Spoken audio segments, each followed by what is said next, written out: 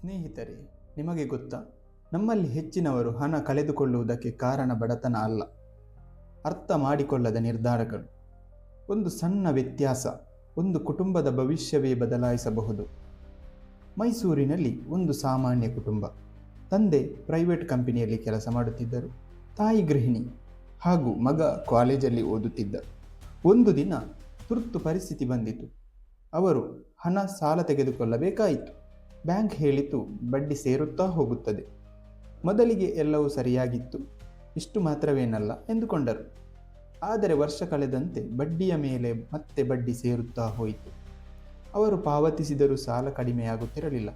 ಇದು compound interest ಅವರ ವಿರುದ್ಧ ಕೆಲಸ ಮಾಡುತ್ತಿದ್ದ ಕ್ಷಣ.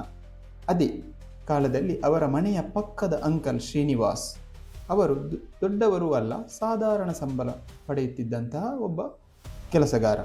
ಆದರೆ ಅವರಿಗೆ ಒಂದು ಅಭ್ಯಾಸ ಇತ್ತು. ತಿಂಗಳಿಗೆ ಸ್ವಲ್ಪ ಹಣ ಹೂಡಿಕೆ ಮಾಡುತ್ತಿದ್ದರು. ಬಂದ ಲಾಭವನ್ನು ತೆಗೆದುಕೊಳ್ಳದೆ ಮತ್ತೆ ಹೂಡಿಕೆ ಮಾಡುತ್ತಿದ್ದರು. ಆರಂಭದಲ್ಲಿ ಏನೂ ದೊಡ್ಡ ಬದಲಾವಣೆ ಕಾಣಿಸಲಿಲ್ಲ. ಆದರೆ ವರ್ಷಗಳ ನಂತರ ಅವರ ಹಣವೇ ಅವರ ಖರ್ಚನ್ನು ನಿಭಾಯಿಸಲು ಶುರು ಮಾಡಿತು. ಇದು ಕಾಂಪೌಂಡ್ ಇಂಟ್ರೆಸ್ಟ್ ಅವರ ಪರ ಕೆಲಸ ಮಾಡುತ್ತಿದ್ದ ಕ್ಷಣ. ಸಿಂಪಲ್ ಇಂಟ್ರೆಸ್ಟ್ ಅಂದರೆ ಬಡ್ಡಿ ಒಂದೇ ಮಟ್ಟದಲ್ಲಿ ಬರುತ್ತದೆ. ಕಾಂಪೌಂಡ್ ಇಂಟ್ರೆಸ್ಟ್ ಅಂದರೆ ಬಡ್ಡಿ ಬೆಳೆದಂತೆ ಅದರ ವೇಗವೂ ಹೆಚ್ಚಾಗುತ್ತದೆ. ಸಾಲದಲ್ಲಿ ಇದ್ದರೆ ಅದು ಒತ್ತಡ, ಹೂಡಿಕೆಯಲ್ಲಿ ಇದ್ದರೆ ಅದು ಸ್ವತಂತ್ರ. ಹಣವನ್ನು ಅರ್ಥ ಮಾಡಿಕೊಳ್ಳದವರು ಸಮಯದ ಜೊತೆ ಹೋರಾಡುತ್ತಾರೆ. ಹಣವನ್ನು ಅರ್ಥ ಮಾಡಿಕೊಂಡವರು ಸಮಯವನ್ನು ತಮ್ಮ ಪರ ಮಾಡಿಕೊಳ್ಳುತ್ತಾರೆ.